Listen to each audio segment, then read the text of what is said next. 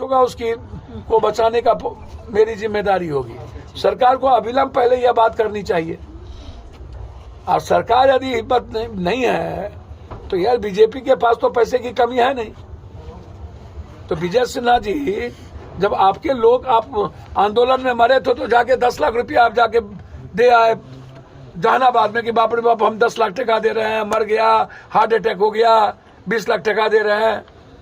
आपको तो पूरा देश का पैसा है, इस परिवार के लिए तो सबसे पहले आपको आगे आना चाहिए। 2 दिन सौ रख करके ड्रामा किया, क्या करना चाहेंगे भैया? मैंने कहा आपको कि मौत पे राजनीति नहीं होनी चाहिए।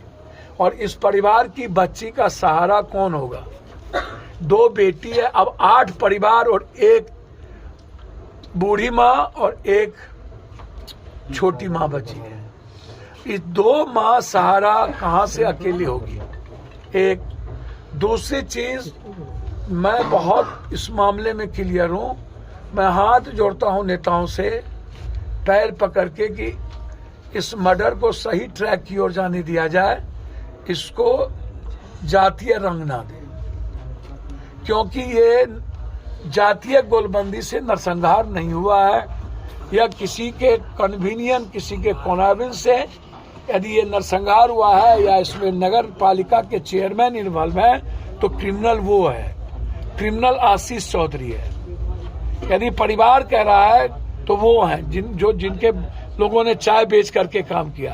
अब उनका दूसरा बात ये है कि वो कह रहा है कि मैं अपनी जमीन बेच करके लड़की को पढ़ाया और वो चाय बेच रहा है उसका परिवार। तो वो जमीन कहाँ पर बिका और कब बेचा? भाई को 8 महीना पहले। वही बात मैं कह रहा हूँ कि किसको बेचा? वो अपने बड़े भाई को। तो 8 महीना पहले ही मात्र पढ़ाई हुआ है।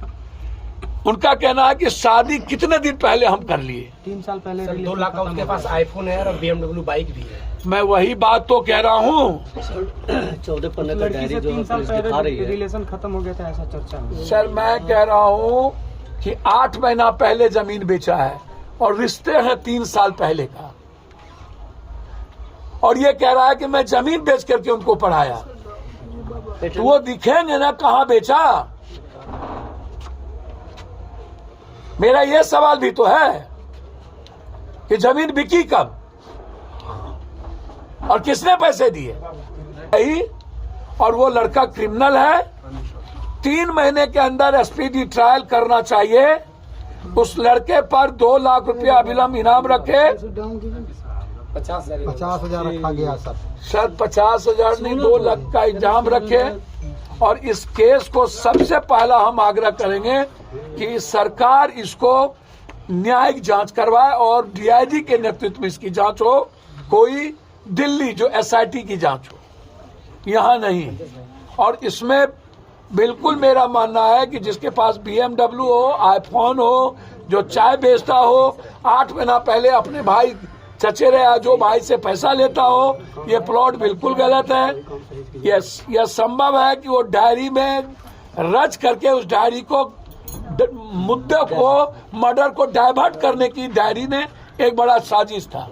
मैं यह भी मानूंगा कि ये डायरी डाइवर्ट भी है। तो हम एक तो चाहेंगे और दूसरा इन नेताओं से कहेंगे कि ये पनौती नहीं है, ये सब नेता पनौती है। जदयू वाले भी आकर के गाली को एक दूसरे पर आरोप लगा के चले गए कि वो बीजेपी के हैं। ठीक है, वो बीजेपी के हैं, हो सकते हैं, वो क्रिमिनल है ना।